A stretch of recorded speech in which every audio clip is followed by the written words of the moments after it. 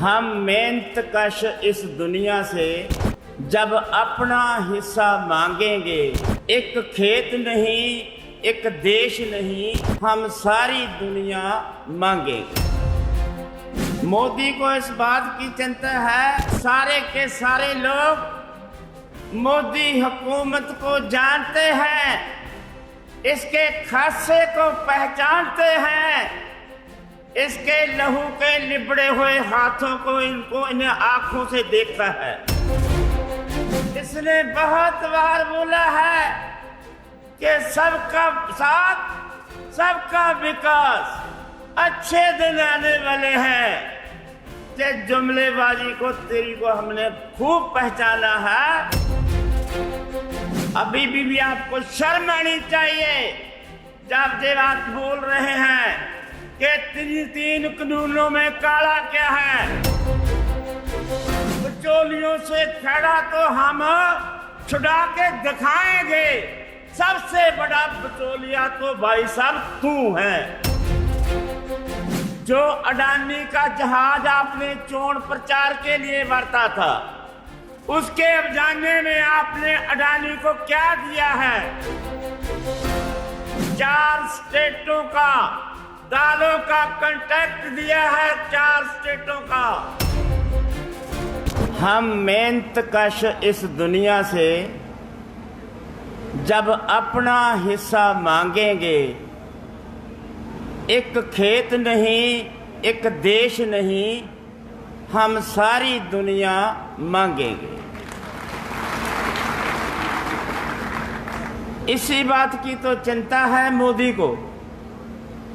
मोदी को इस बात की चिंता है कि अगर मेहनत कश लोग अपना हिस्सा मांगने के लिए 9 महीने दिल्ली की सड़कों पर बैठे हुए हैं, जिसमें किसी जात का सवाल नहीं है, किसी धर्म का सवाल नहीं है, किसी स्टेट का सवाल भी नहीं है, वो सारे के सारे लोग मोदी हुकूमत को जानते हैं, इसके खासे को पहचानते हैं, इसके लहू के लिबड़े हुए हाथों को इन्हें आंखों से देखा है।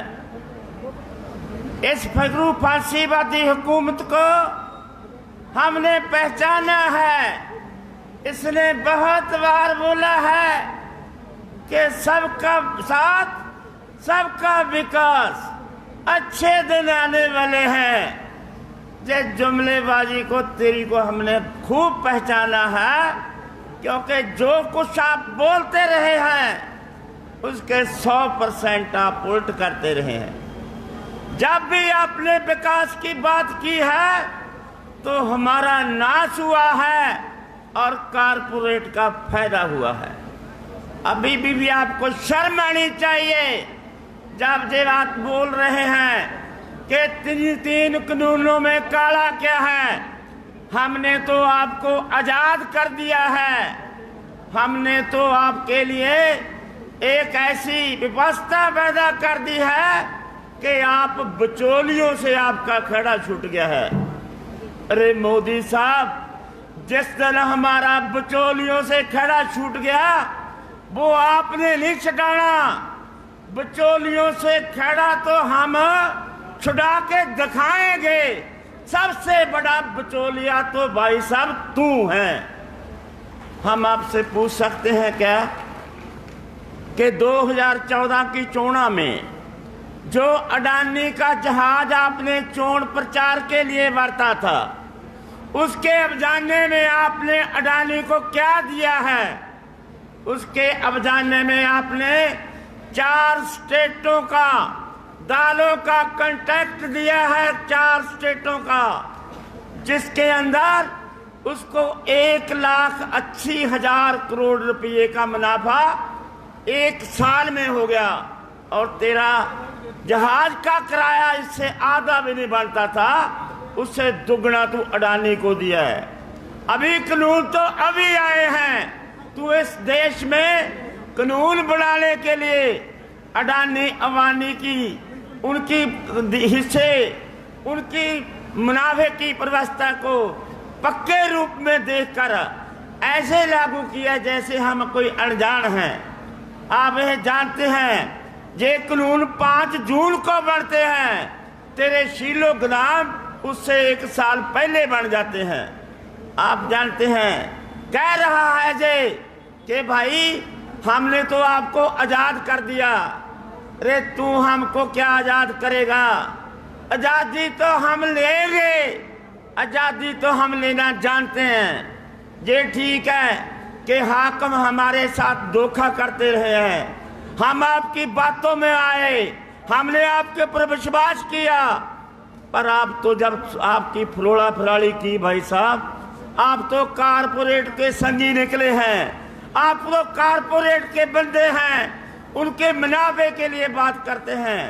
अभी जितने पब्लिक सेक्टर हैं सारे के सारे बेचने जा रहे हो, हवाई जहाज बेच दिए, बंदरगाहें बेच दी, कोयले की खानें बेच दी, और अभी भी आपकी मंत्री जो है 6 लाख करोड़ के और अदारे बेचने की सरेआम प्रचार कर रही है कि 4 साल के अंदर 6 लाख करोड़ के पब्लिक सेक्टर को कारपोरेट कंपनियों के हवाले कर दिया जाएगा। विकास, इनका विकास करने की बात कर रहे हो, इनके विकास की बात कर रहे हो, हमारा नाश कर रहे हो। ये जानते हैं सारे लोग कि तेरे कानूनों ने किसका फायदा करना है। अभी फूड को तू अपने हवाले, कारपोरेट के हवाले करना चाहता है, इस बात को ये अच्छी तरह जानते हैं। साथियों, आप लोग जानते हैं कि कोई भी बात मिन्नत तरले करने से पूरी नहीं होती, किसी के तरले करने से कोई बात नहीं मानी जाती, मैदान में आना पड़ेगा। इसलिए जो भी मोदी अभी तक फैसले करता रहा है, आपने देखा है, जब तारा जम्मू कश्मीर के अंदर तारा 370 खत्म किया है इसने, उस समय हमने आंदोलन किया, हम चंडीगढ़ में जा रहे हैं, पुलिस ने हमें रास्ते में रोक लिया, तो हमारे साथी बोलने लगे कि भाई साहब तारा 370 तो जम्मू कश्मीर का तोड़ा है, तो आपको क्या तकलीफ है? हमने उनको बोला कि जम्मू कश्मीर की बारी है, अभी आप चुप रहेंगे तो उस दिन कोई नहीं बोलेगा, जब पंजाब की बारी आएगी, जब हरियाणा की बारी आएगी, जब इन मेहनत कश लोगों की बारी आएगी। इसलिए हम नहीं चाहते कि जम्मू कश्मीर के ऊपर अटैक हुआ है हम चुप रहें। हम उस समय भी चुप नहीं रहे, हम उस समय भी चुप नहीं रहे जब NRC लागू हुआ है, हम उस समय चुप नहीं रहे जब शाहीन बाग का मोर्चा चला था। आपको मालूम होगा कि शाहीन बाग के मोर्चे में हमारी 20 बसें आई थी और 8 दिन शाहीन बाग के मोर्चे में उन औरतों के आंदोलन का समर्थन करने गई थी, और हमारा मलेरकोटला के अंदर 1.5 लाख लोगों का इकट्ठ NRC के पक्ष में मलेरकोटला में हुआ था।